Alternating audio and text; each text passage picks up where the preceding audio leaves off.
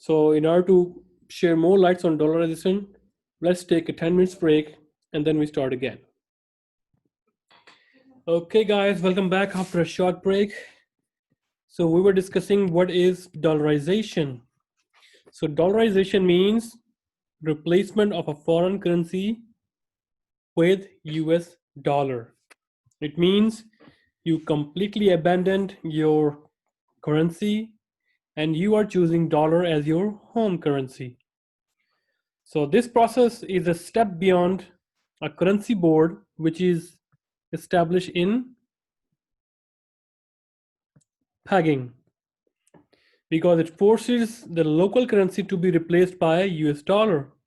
Although dollarization and a currency board both attempt to peg the local currency's value, the currency board does not replace the local currency.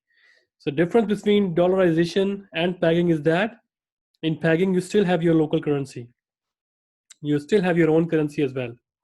But in dollarization, you lose your status as your having your having your home currency, right? You opt US dollar.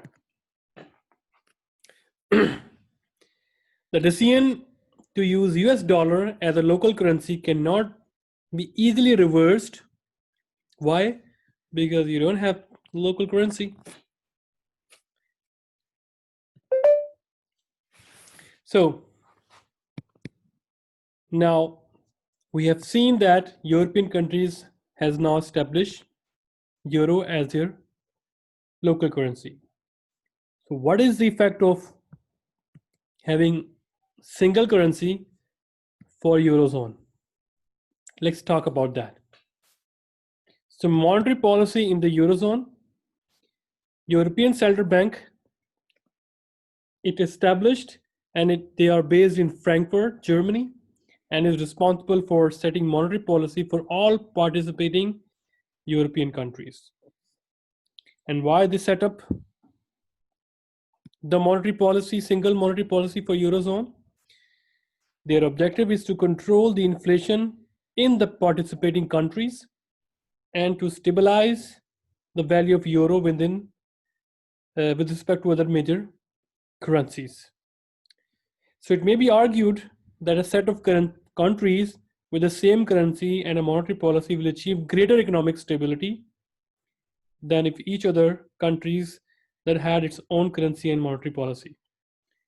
So the reason behind setting up the eurozone and the common currency is that to manage the inflation effectively, to achieve the economic condition which is stable, and to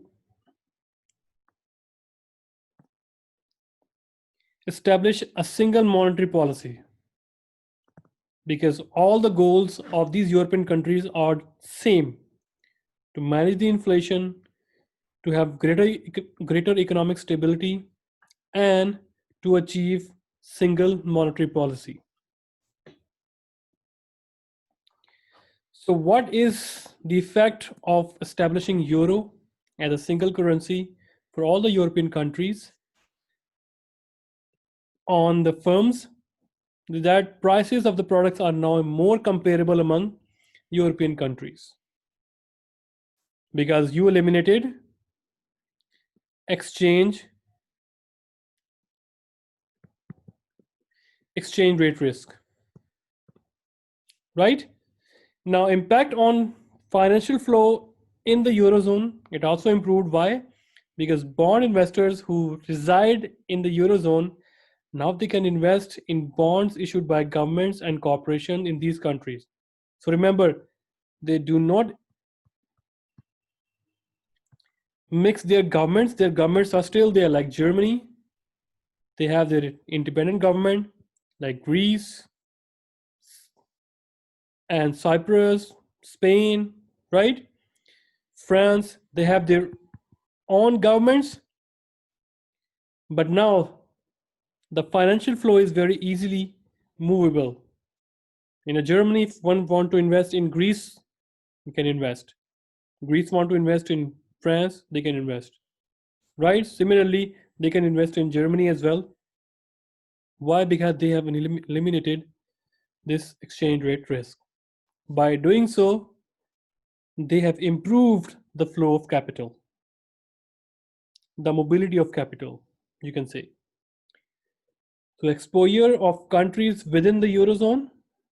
So, a single European monetary policy prevents any individual European country from solving local economic problem with its own unique monetary policy.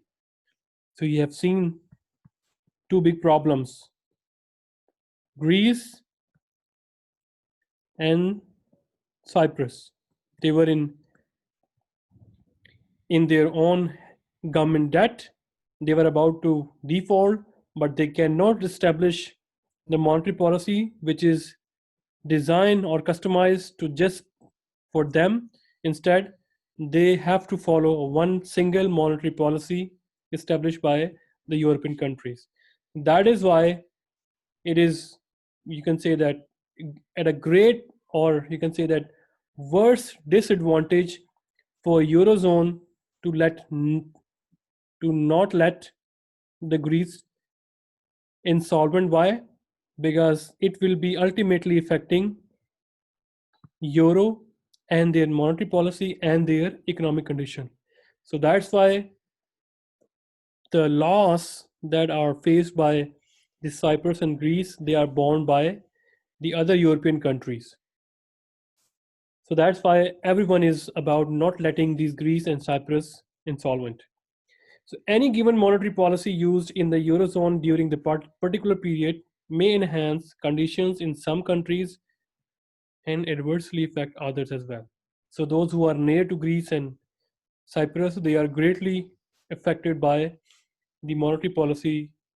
You know, I'm so sorry, guys. Near to those countries, they are adversely affected by the policy implemented in Greece and Cyprus. So impact of crisis within the eurozone, like I told you, the example of Greece and Cyprus, they may affect the economic condition of other participants as well. It means they are exporting economic recession or bad economic condition to other eurozone companies as well.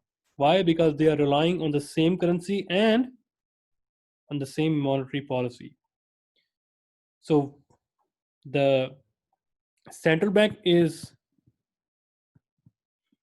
located in Frankfurt, Germany, right? So maybe the Germany can influence the central bank of Europe to pass those policies which favor greatly the Germans, or the big European countries like France, Spain, and the others, they are adversely affected by this move. So now let's talk about the reasons for government intervention. We already talk about different systems. We talk about the four exchange rate system, and then we talk about dollarization and single European currency. What are their benefits and their drawbacks? Now, reasons which we already know that, but just to get into details. Number one is smooth the exchange rate movements.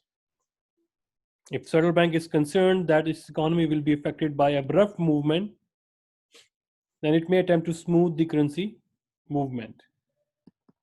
Establish implicit exchange rate boundaries, which means some central banks attempt to maintain their home currency within unofficial or implicit boundaries. They don't say to the people or to the countries that we will be maintaining our currency within this band. Right? It is implicit. Whenever it's appreciated by 5%, the central bank comes and maintain it and try to decrease within the range of 5%. Or if depreciated, then try to revalue up through intervention in the market to again in the range of 5%. Respond to temporary disturbances. A central bank may intervene to insulate currency value from a temporary disturbance. Some bad thing happen, maybe there is a war or threats. Because of that, there is great stock market, disturbance, and it affects the currency disturbance as well. The central bank may intervene and provide some or take some actions which ultimately stabilize the country's monetary policy or the stock market as well. So governments can control the forex, yes, and who is responsible for that? The central bank. And in America, we call this Federal Reserve or Fed. So there are two options for the intervention. One is called direct intervention and the other is indirect intervention. Let's talk about this. Direct intervention is to force the currency to depreciate.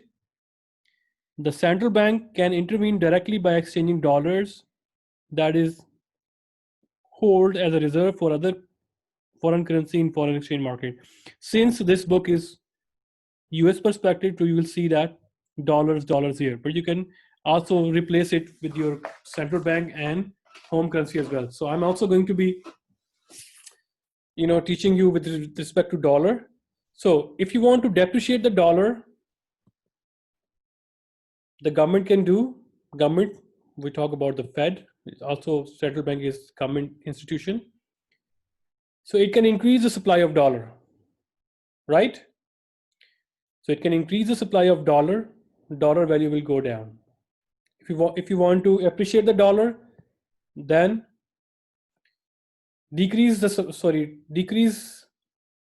value of dollar to depreciate, increase the supply of dollar to depreciate, decrease the supply of dollar to appreciate. Right? How it can do? Through treasury bills or short-term bonds, you can say that. These are the certificates. For example, for $1 million,